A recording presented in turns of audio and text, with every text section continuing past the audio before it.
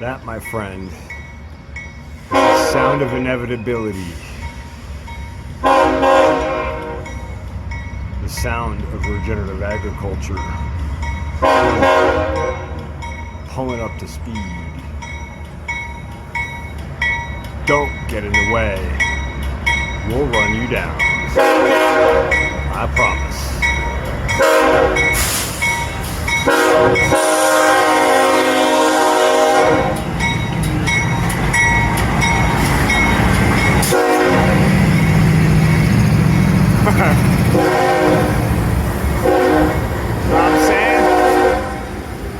We ain't playing. Alright, ladies and gentlemen, you're about to witness history.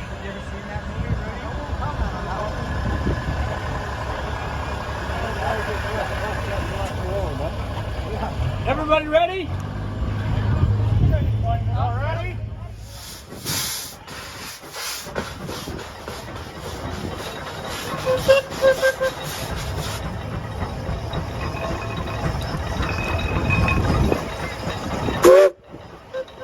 Drop 'em, drop 'em, drop 'em.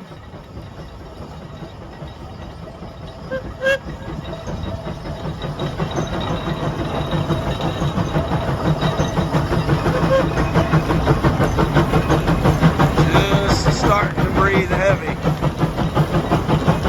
How's the front end with their new wheel weights? Yeah, we're drifting a little.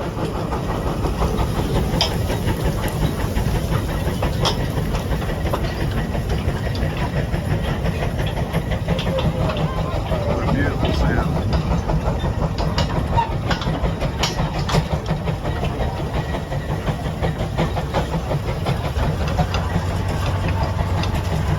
Turning and burning, Jen.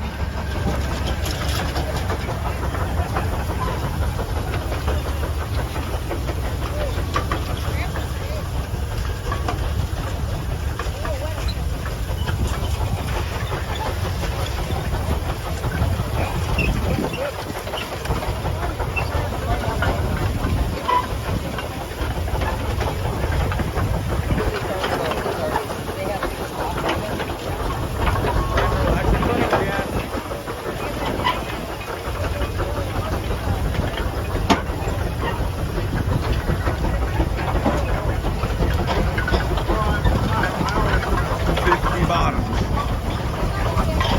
1,200 pounds of pull per share.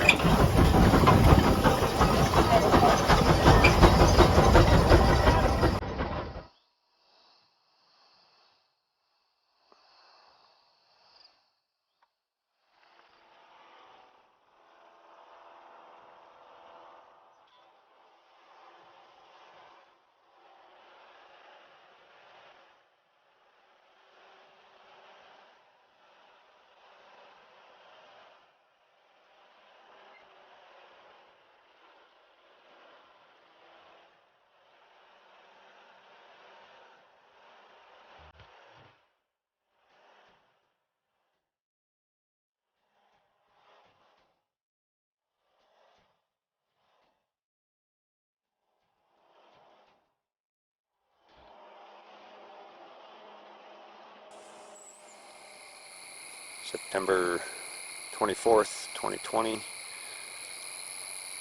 This is my first quick test with rolling down a cover crop with just a roller.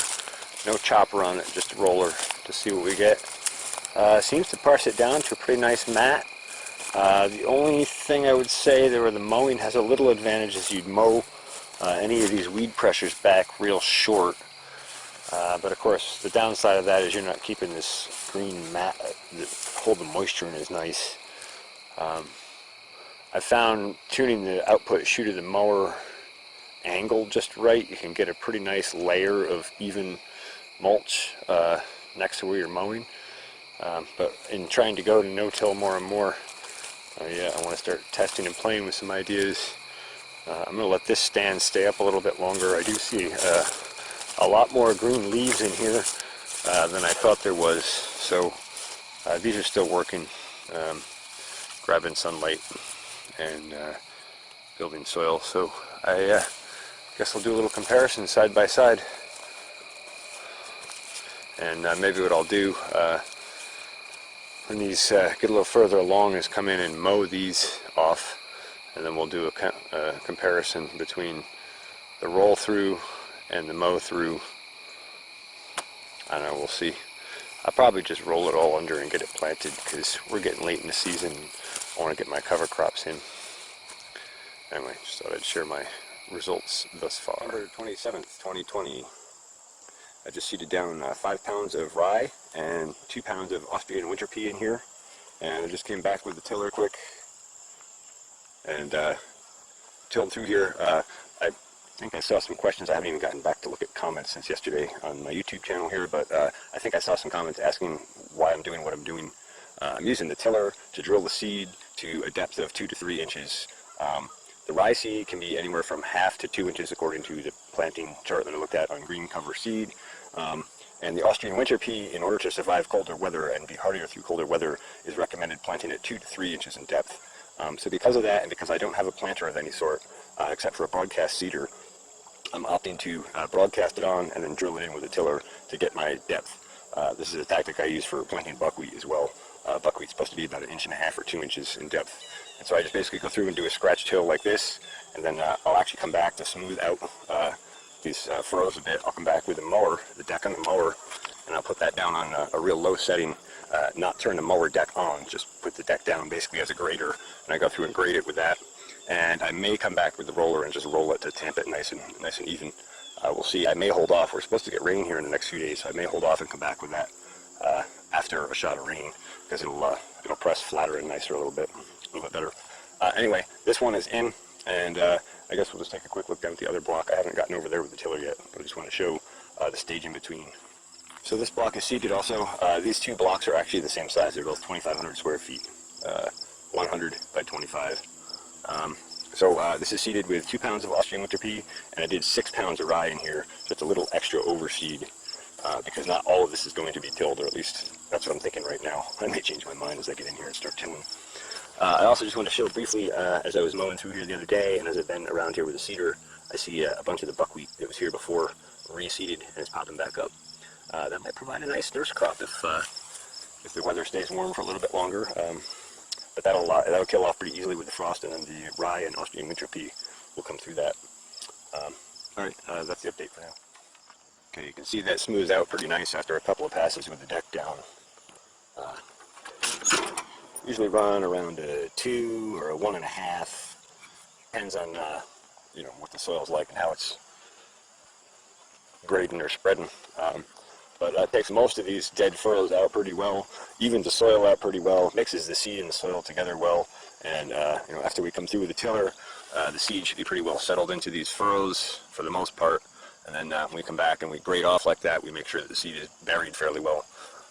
And then, like I said, after this gets a shot of rain, I'll come back probably with a roller and just roll this and press it a little bit, just to get good seed to soil contact. Before, or probably even more likely during the rain, I'll come back out here with a foliar feed / drench. Well, it's not really a foliar feed because it's seed, but similar components, a nutritional supplement for everything, as well as a full range of inoculants: BioCoat Gold, Biogenesis, Spectrum Extra, and biostimulants, Micro 5000 and PZ 1000.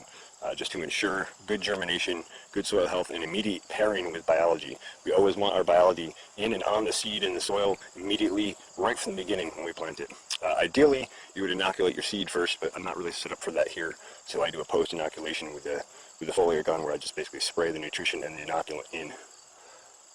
When you're doing that, typically you would want to do that before you till in, but I find that doesn't really work well with the tiller because it makes sort of mud cakes. It can be kind of messy. So I tend to do it afterward. Oftentimes, if I'm planting right before a rain, I'll pair it with the rain, and I'll come out here and I'll shoot it while it's raining, so that the rain's drilling that biology and nutrition in, and making sure that it gets into the seed and gets established. So doing my best to kind of play the line between the equipment that I have, the knowledge that I have, and the tools that I have available to me. So, all right, this is planted. I got to get to the next block, and I also got to harvest out some buckwheat seed. Just love how green and yellow that contrast is in those sunflowers.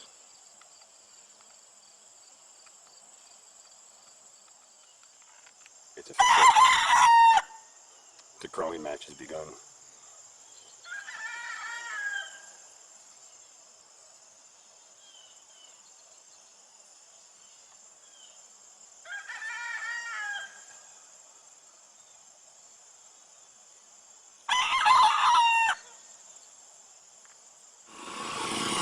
Decided I'm going to till this whole block in just to get good seed set.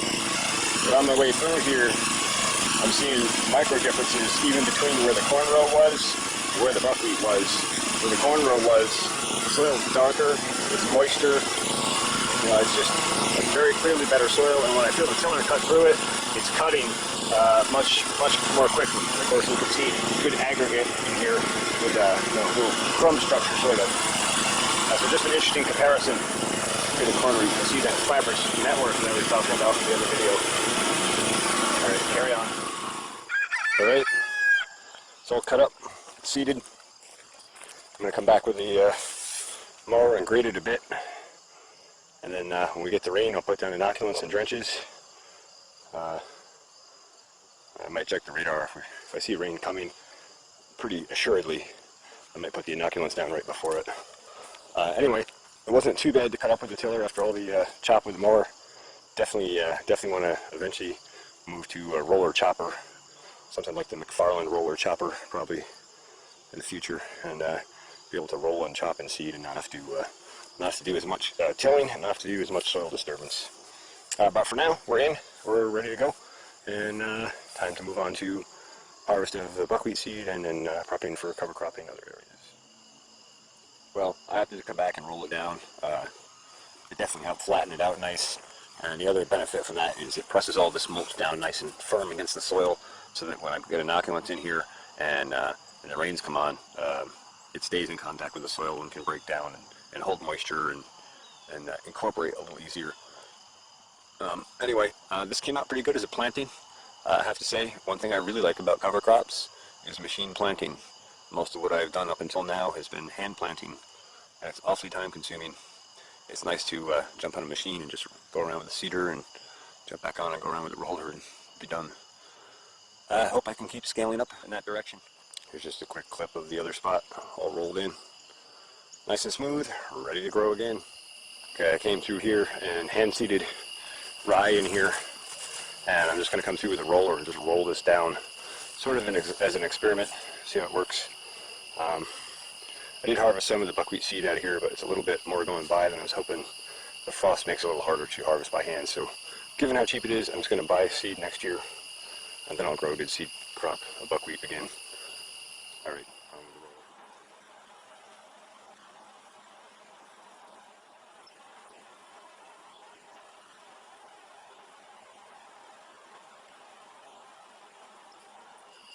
All right, you know it's getting real dark for this. I don't have my headlight on yet, but I just wanted to show what the roller does. It does press a nice mat.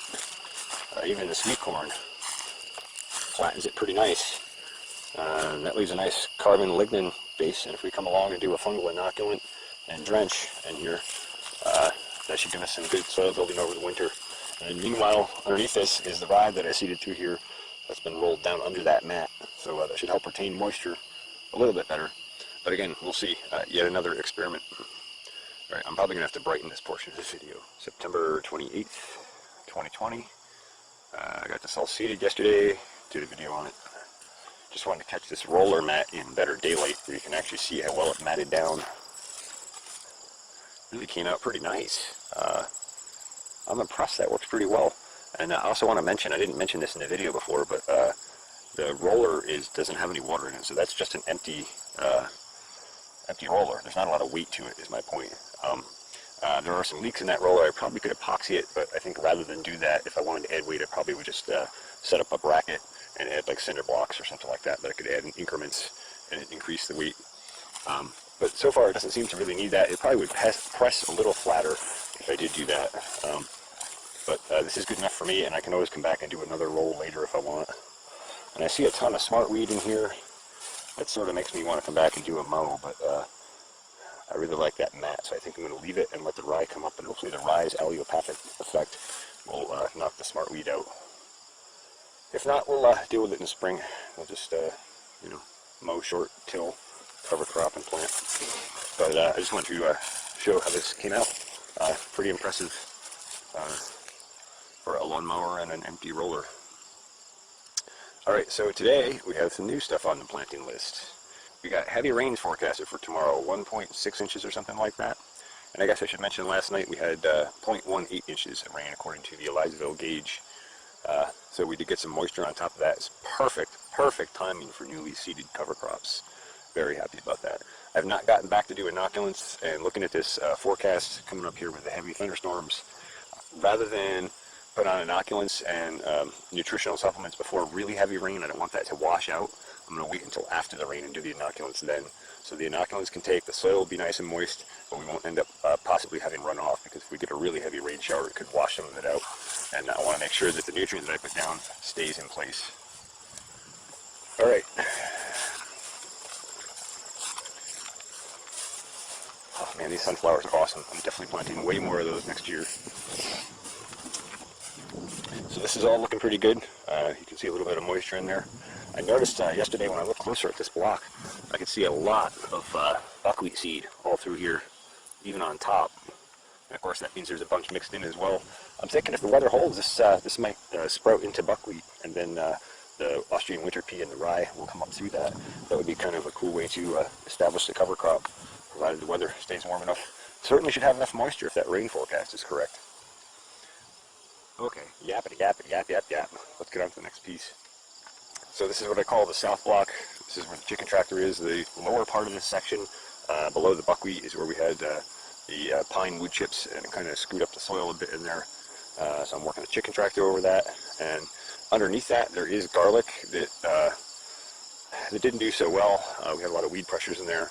I mowed this off, and we'll see the garlic may re-sprout over the winter, and I may be able to transplant that out in the spring and work it back up to a good seed size again.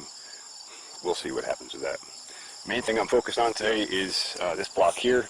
This was rye and buckwheat in alternating 5-foot strips in here. It's really hard to tell if any of the rye took. We definitely do have a lot of white clover in here still, and a lot of other native species. It's grown in pretty thick, which is good cover. But these sunflowers have been chewed on by the deer, as you can very plainly see.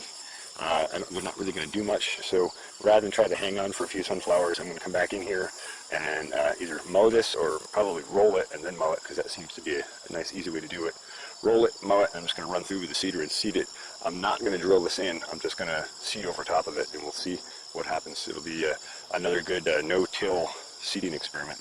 I'm going to do rye with that as well. I've got about 13.7 pounds left. I'm going to use about 7 of that in this area. It's a 1,500 square foot, so that's pretty heavy seeding. And then up top, I've got another spot that I'm going to seed rye in. We'll go take a look at that. While we're out here looking at the cover crops, I guess I'll just show this. That frost wiped out all the buckwheat that was in here. We did get decent germination, I guess you could say, for low till, high grass pressure, very, very dry.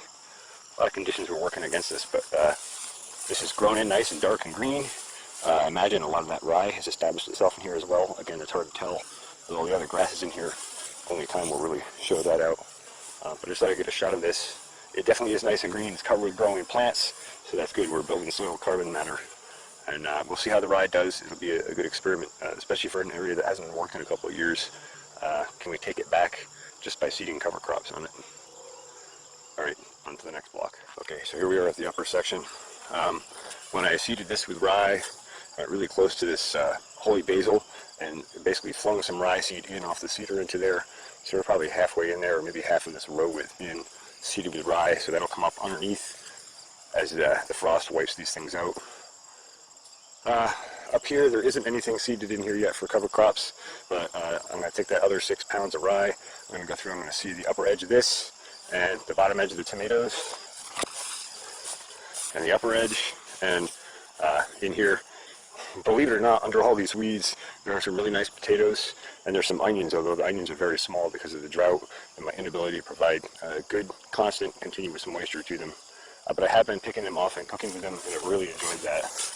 And I guess I'll just show you, well, here's the potato plants. You can see those are just starting to yellow back now, so I guess I can probably come through and harvest this soon. And let's see. Yeah, there's some onions there underneath. There you go. And there's nice ones. You know, they're not huge onions, but they're almost like a shallot or a scallion or something like that, fairly small. And of course you can see some of these Kennebec potato plants are still just dark green and cranking. So that's part of why I've just... Anyway, I'm going to go through and seed this heavily with rye. Hopefully we'll take back some of this smart weed and stuff. This area's been worked in high nutrition.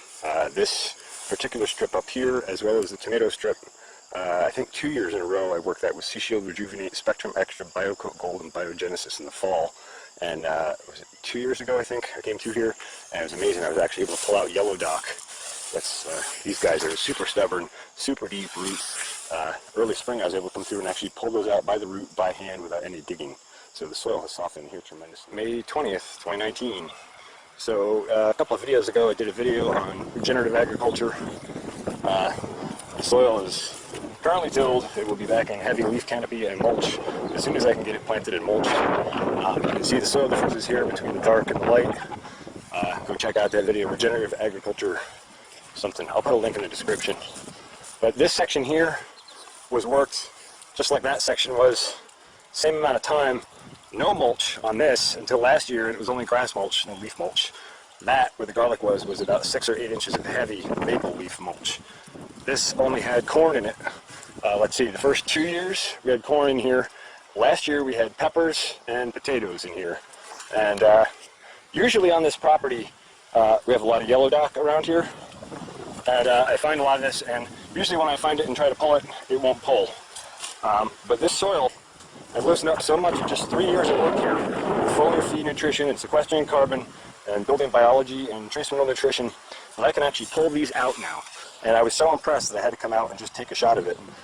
You can see how deep that is. We're on a very hard clay soil here, so anywhere where the soil hasn't been loosened up through plants and good soil microbiology and activity and soil health, the soil is very hard here, and you really can't pull anything out. I thought this one was pretty good. Usually when I go to pull one of these, it'll break off about here, and the rest of this root stays in. And if you know about yellow dock, that grows back, and it keeps coming back every time you do that, and it takes forever to beat it out. Or you got to dig it out, or you got to just keep planting over it and weeding it, cooking it, whatever. So I thought this monster one would be a good test. This is actually one plant. You can see what a sturdy root that has developed on it, and it was buried in the ground here, good, solid. And I just yanked it out, which, like I said, I've never been able to do that around here before. And so let's just look at how the soil is. Look at that. We got a nice aggregate in here, and you can even see a little, some kind of centipede, millipede there in the soil. So we've changed the soil tremendously in just 3 years, using foliar feeds, trace mineral nutrition, and good biology, and good practices, and of course, no chemicals. So I just wanted to show that and show that difference. That is a tremendous difference to me, and I hope that resonates with someone else. Thanks for watching the Pharmacy Seeds Clay soil when I started. So that's really encouraging and exciting, and I'm going to keep working it. So anyway, so that's what's going on here. I'm going to go ahead and get started. Alright, one pass through with the roller to knock it down. Now I'm going to go through with the mower and top it, and then we'll seed it. Alright, a couple of passes with the mower. Mostly could beat it down about that flat one pass, but there was some stubble, and I just like to get it chopped up nice. We got a ton of nice organic matter sitting on top now. We'll go through and seed rye into that. That should germinate up through, and that organic material should help supply nutrition and biology and a medium for biology to work on until it establishes with the plants in the soil. Assuming, of course, all the other inoculants I've put down over the years are already taken hold. Anyway, this grew in really nice and thick. I was surprised how much soil moisture was in here. It's been really dry all season. We have not had a lot of rain, but under here where it's been covered in growing plants and soil, and it's had a few inoculants and foliar feeds, the soil is nice and moist, even just with that little bit of rain we had last night, and I suspect it was probably moist even before that. So that's nice. Anyway, I'll come back with a seeder and seed it, and then this will be done. I'm not going to drill this in with the tiller. We're just going to seed into the mulch here, and I expect it will establish okay. But we'll see. It'll be another good experiment. Alright, that's it. It's seeded. You can see the seed sitting on top here. And that's it. Now we let it do its thing. Let the rain drill it in. Let it germinate. come back and inoculate and drench with some nutritional supplements after the rains. I'll do a video on that when I do it, and I'll talk about what I'm using, why I'm using it, how I'm using it, and what effects it has. I think that's basically it for now. I seeded that upper block also. Yeah, time to feed the chickens. Chickens are anxious for their nutritional supplement. Aren't you, chickens? Are you chickens anxious? Are you anxious? Are you anxious birds?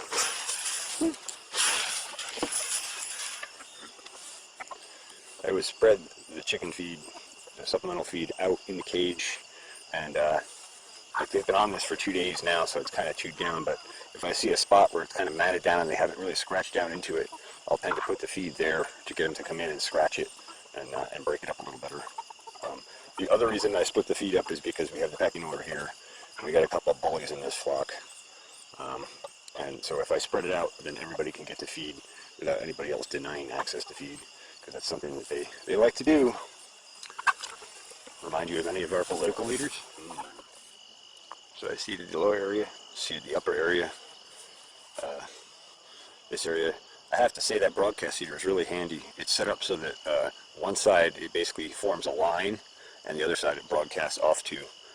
So I'm able to go down, was able to go down this row, hug the right-hand edge, seed off in under the tomatoes, flip around, come back down the other edge, seed off in under the basil, and fill that space in between the holy basil and the regular basil where I seeded from the other side. So this should be pretty well covered in here with seed, right up to the fence, up to the tomatoes. And again, I was able to use that same tactic down this side. I just went through and gave this a shave mow so I wouldn't have any tangling on the spinner or interference.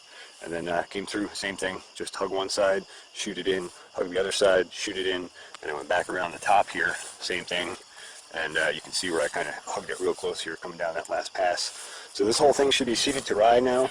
I put about 6 pounds down on here, and this is around 1,500 square feet, so should be pretty decent coverage. And that should come in and fill in over the winter and keep building the soil structure and soil health. And in the spring I'll either mow that down or roll it down or something and try to use it to form an initial mulch mat to establish tomatoes in next year.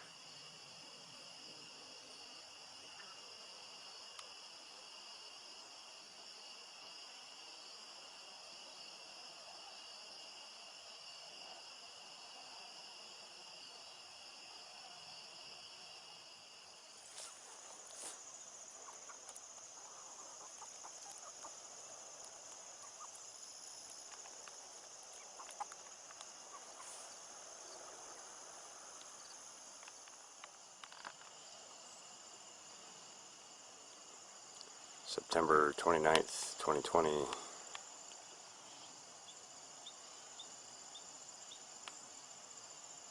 We didn't get nearly as much rain as they said we were gonna.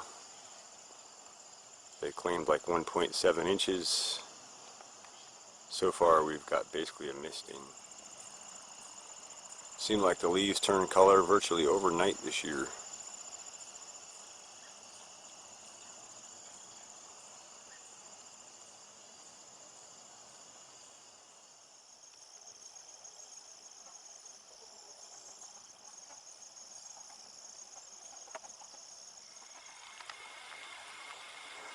There it is, the rain that we needed to set these cover crops in.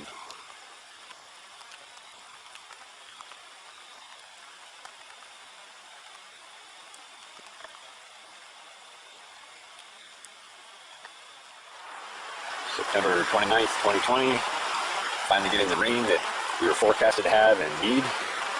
I'm here in the greenhouse, just firing the stove up. Still fairly warm out, it's upper 60s, lower 70s probably, might be mid 60s. But starting the stove up to dry seed. Went out last night and cut a bunch of the holy basil down for seed. And that's hanging to dry in here. And got a garbage can full here as well. Going to continue to harvest this and strip seed out from it over the next week or two and collect as much as I can. And then I got some sweet Thai basil seed here too, which is also drying. I'll be continuing to collect that as well.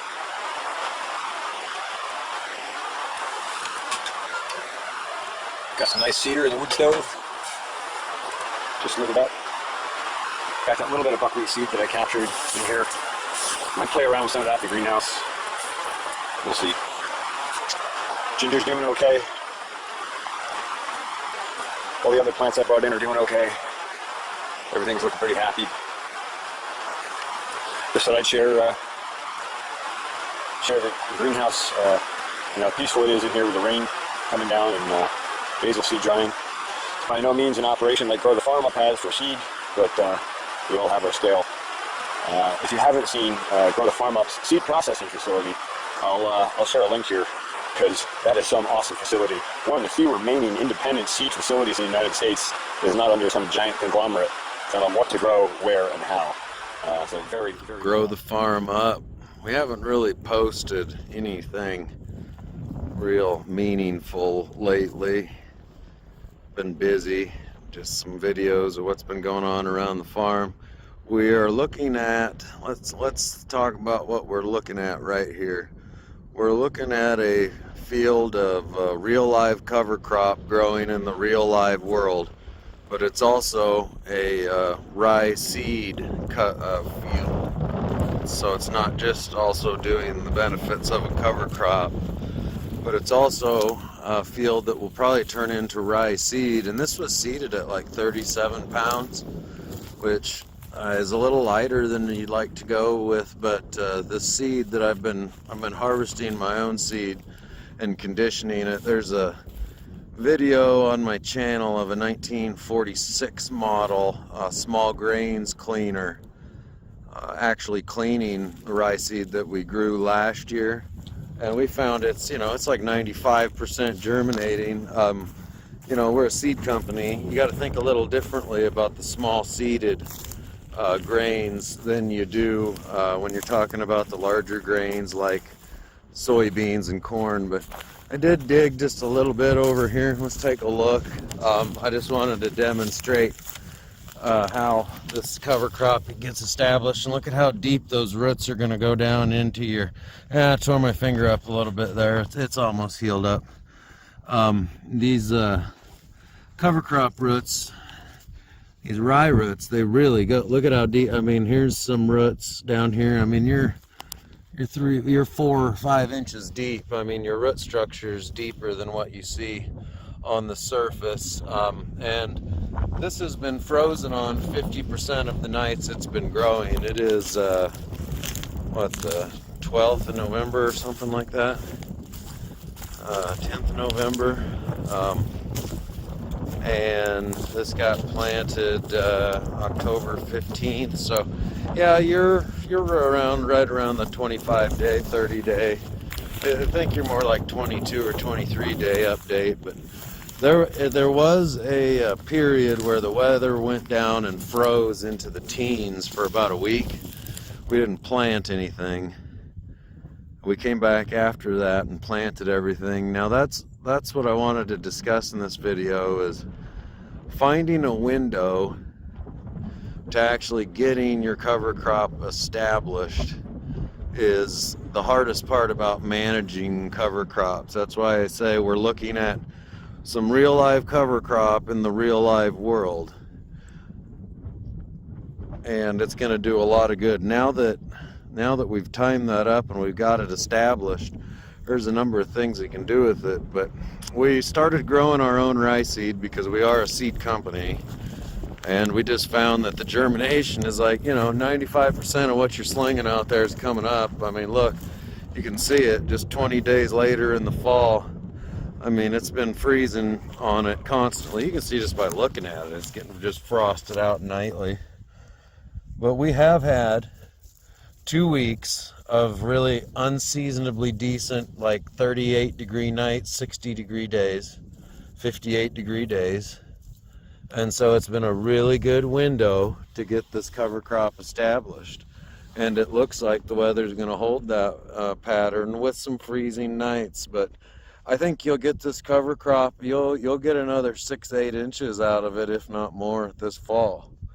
And that's really what you're going for. And then we're picking it anyway, and we're trucking it already, and we're conditioning it. Like I said, I could just go look it up. I don't know if I cared enough about YouTube to edit and stuff, but I just really don't have the time. It's on the channel. You'll look it up, but we condition this rye.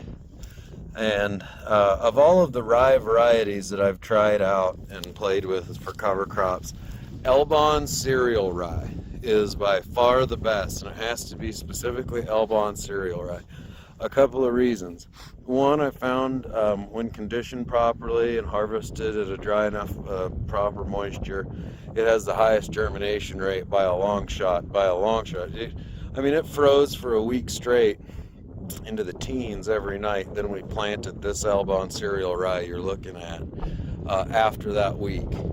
And then, it didn't freeze for a week or two there, but it got down to 37, 36, 34 every night. And, you'd hit 50, 60, 65, 70 occasionally on the day. So you had some decent days. You had to have, otherwise you wouldn't have come this far in 20 days with the freezing nights.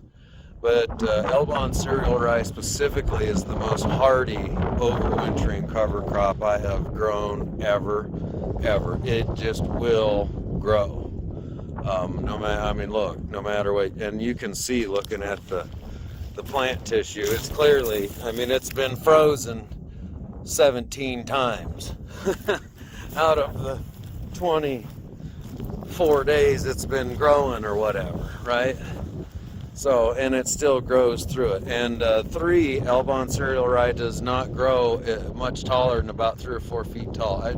4 feet, but it heads out and does its thing at about 4 feet. So you can just kind of leave it alone, plant right into it. That's what I've been doing. I think it's a better way to just capture your broadcast fertility application. And then you just broadcast your biology onto all this stubble and plant straight into it. Or you let this grow and you harvest it for rye seed because that seems like every time we start growing a new seed, people want it. I guess that's a good thing. But let me know if you guys are seeing emergence with your rye like this. And rye is rye. A lot of it's in how it's kept. There's just it's about applying seedsmanship to the small grains industry. Really good seedsmanship and stewardship, and taking those principles and applying them over to the small grains seeds, which is a different mindset. Is 95-98% of what you're throwing out of whatever you're planting your small grains with, be it a drill, be it a hair seed or whatever you're dropping in that trench or blowing through that tube, is 95-98% of it coming up.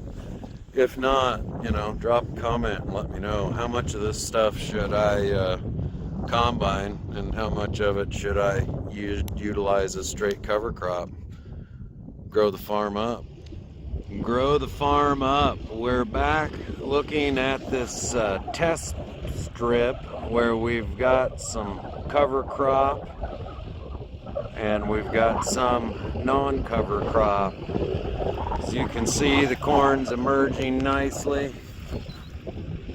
You really can't tell the difference between what got planted in the cover crop and what got planted in the conventional.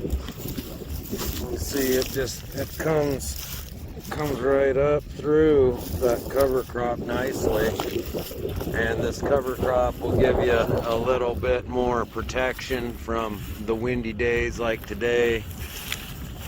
Pretty good planting stand over here. Pretty good planting stand, pretty uniform. Here's a spot that's pretty thick with, see, we're trying to just slowly walk you along. There's basically a plant every 6 inches. Come over here and look, everybody's like 6.2 inches.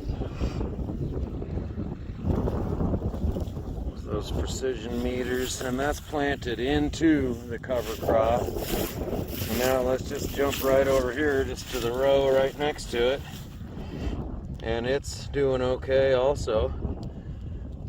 Look at that, the spacing isn't that great on that row. At least right there. Yeah, that next row's good. Okay, spacing gets better. Spacing's pretty good there. So, let's take a slow zoom in.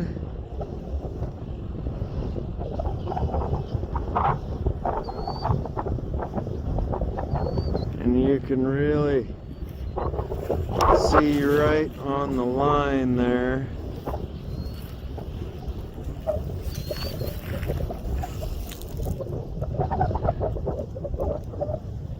And these were both planted no-till directly into standing cover crop stubble that was, I have to look back at the video. It was 8-10 inches tall when we planted. And this over here,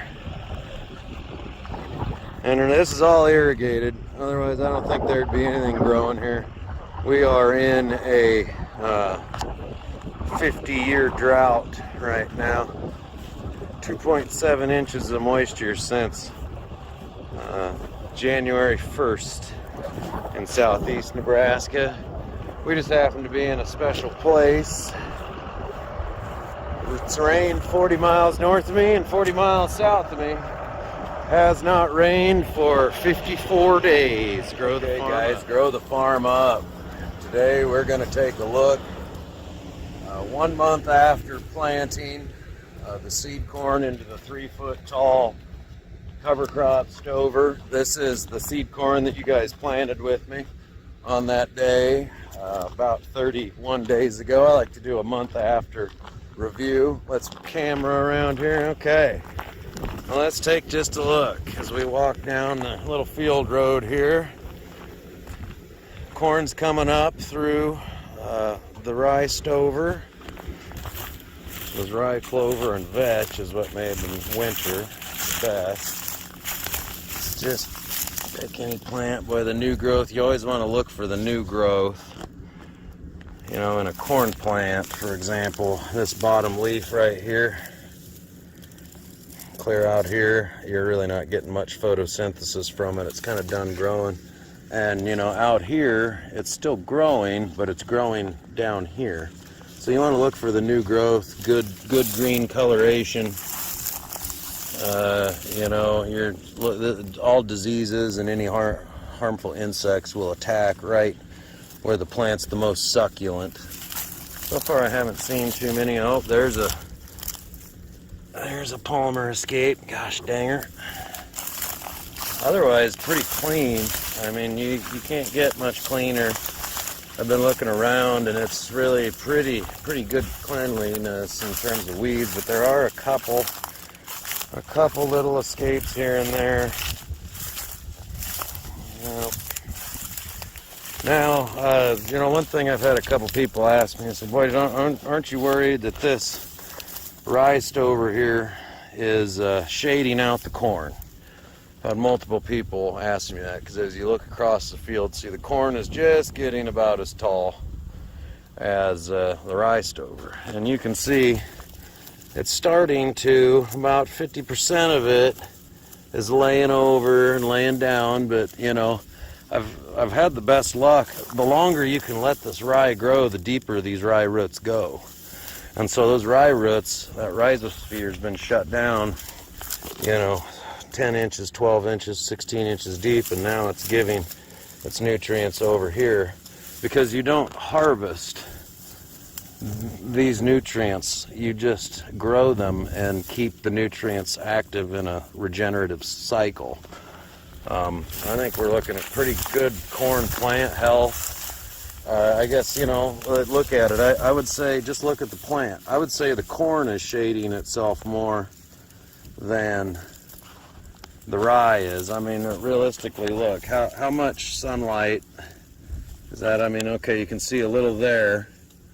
There's a little rye shading. I'll grant you, when the plant was 2 leaves tall, I'll grant you that this, you know, yeah, you know, maybe should have terminated the cover crop a little earlier. You got to always be looking at the good things and things you can improve on, but Tell you what, I've had the best long-term results come September at harvest, when I let the rye and the cover crop grow as tall as I can let it grow, basically. Get it, you can see it's about 70% headed out when it was terminated. And it's, you know, look, it's going down. It will, eventually it will go down, and within a month or so, 3 weeks or so, you really won't even be able to tell that there was rye planted here. There's a drive track. This is the only track we've driven down. Otherwise, there's the rye is standing pretty well in all of the other rows. Been a great help in holding down the moisture. That the rye rhizosphere is kind of shut down, but it's established. You know, that's good. Let's just jump over here on this side and look. Let's take a quick zoom in again. This is about 30, I think it's 32 days after planting. I like to do a month after update. Seems to be about, 4 weeks, 5 weeks. That's pretty good time to show. And I mean, look at the health of the plants. Look pretty good. Look pretty good. I mean, spacing's pretty good. Coloration is very good. A little bit of feeding here and there, but I'd say less than 2%. I don't see very many egg masses. I do see a couple little early European corn borers that want to eat you a little bit, but that's pretty common. The plant's still in a vegetative state. We just had the solstice. I said try to get your spraying done and most of your stuff done by the solstice. Seed corn's on kind of a different schedule. So we may come in, I think we're going to come in with one more app of herbicide on this one, just because when in doubt, spray it out. I mean, look, that Palmer's got really good activity on it. I mean, I don't know that it's going to grow any more than that, but it's still half alive. Look, it's all beat up, tore up, chewed up, and sick, been hit. One right next to it. I mean, you just can't mess around with these Palmer amaranths, and that's what I think I want some people that really are into organics to understand. There are invasive weed species that put out millions of seeds if you let them go to seed. If I let this grow, it would go 8 feet tall and put out like 7 million seeds. And then I would have an area, depending on which way the wind's blowing, for 5 years. That would just take me 3 years to get under control with even more herbicides. So you know what, we don't want to soak our soils in herbicides. I don't think anybody disagrees with that. It's not like farmers enjoy spraying it. It costs a heck of a lot of money, and we don't want to. And look, we're doing everything we can, but this is really more soil health. And it is, I mean, there's lots of good spots where it's just spotless clean, and the rye is really, you can give it credit. And there's just, you cannot stop weeds, especially this Palmer amaranth. It's just I mean, there's a little guy right there.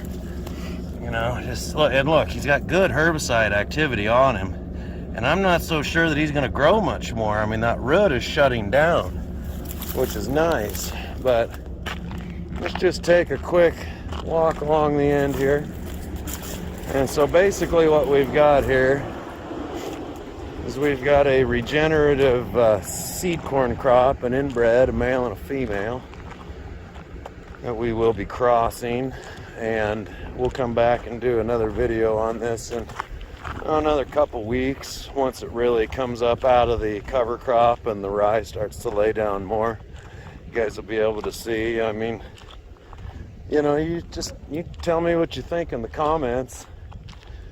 It's just the pivot driveway. Take a look at the other side. Do a little zoom in and slow down a little bit. Like I said, I'll grant you, there's a little competition for sunlight when the plant was smaller, but realistically, look at the small size of the rye stalk left standing there. It's maybe shading out 5%. You know, I'll grant you that. I will.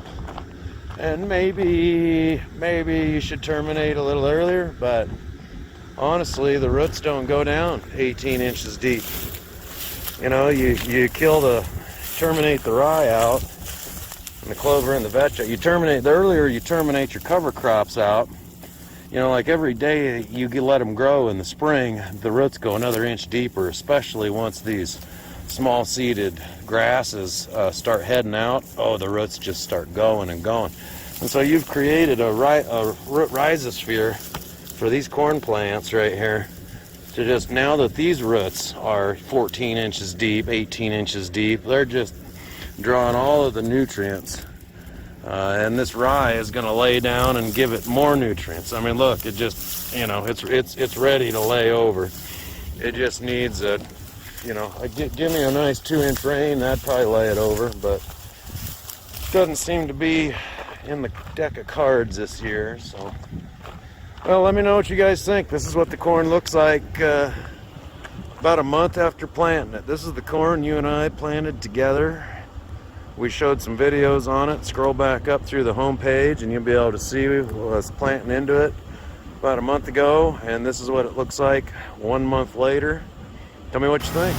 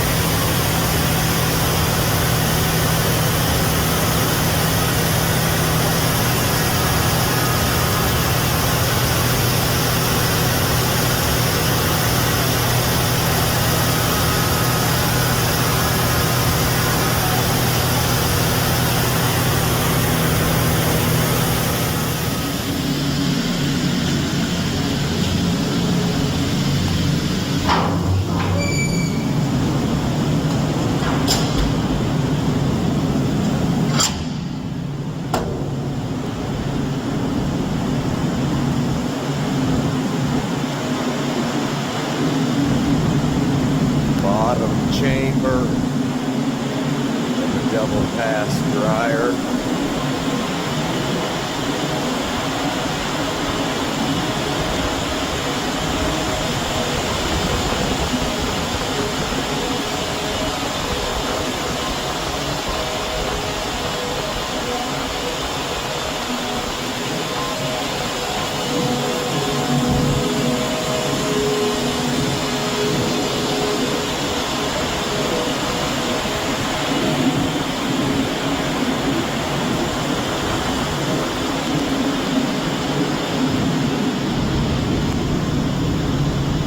Underneath a sloped bin, above us is the corn drying.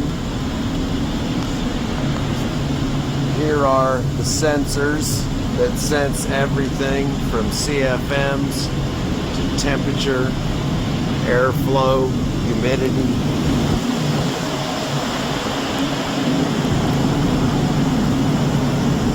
These things on the end are called airlocks, because right now we're in about 5 inches of static pressure, which is the equivalent of being at about 20,000 feet of elevation. Now we're going into another airlock, the upper chamber.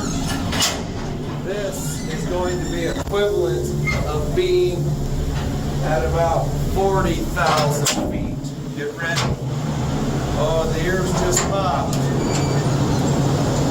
Get loud, so I'm not going to yell over the camera.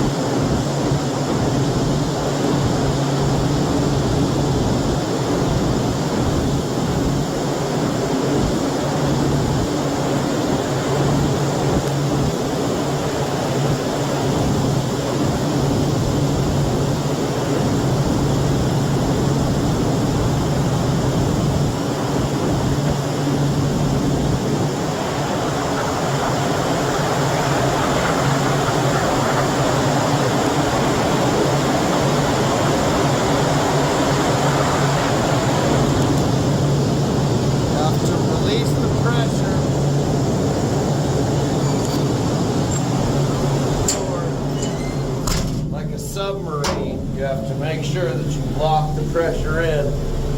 Now, release the pressure again, the ears pop. Open the latch like a submarine. Clip, clip. And now we are descending back to 20,000 feet.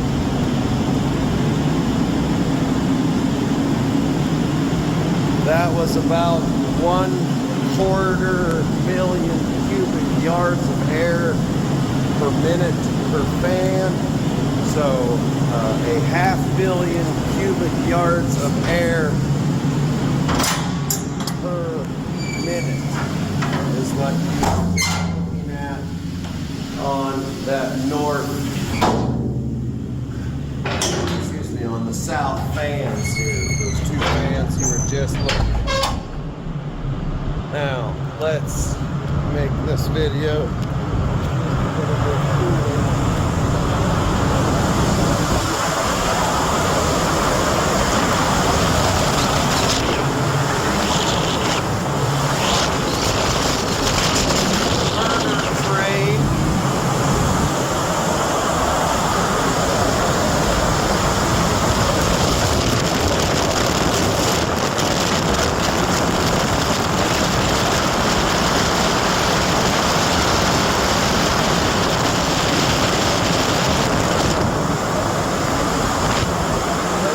Call them the song of ice and fire, a blue flame with a tip temperature of 3,600 degrees.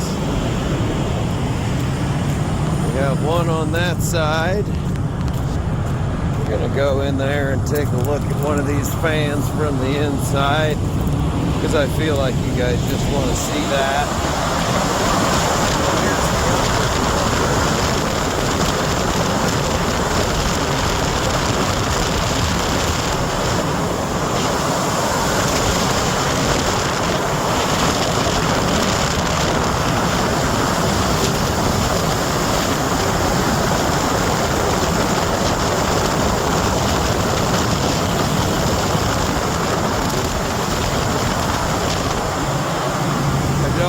Melt my phone.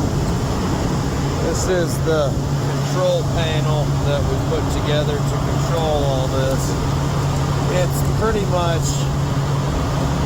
a Raspberry Pi on steroids.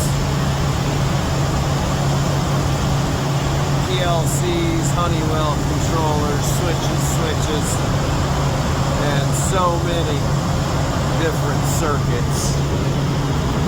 But it is necessary when you're running this amount of natural gas and CFMs. Sorry, just trying to get that locked. Safeties are good.